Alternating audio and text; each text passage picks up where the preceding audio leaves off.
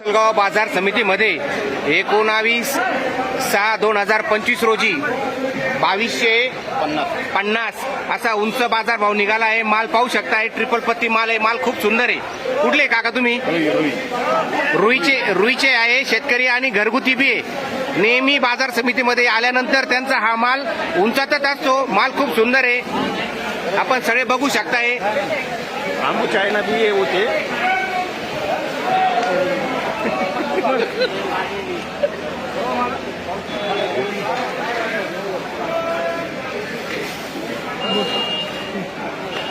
₹2251 लासलगाव बाजार समितीमध्ये आज बाजार भाव झालेले आहे।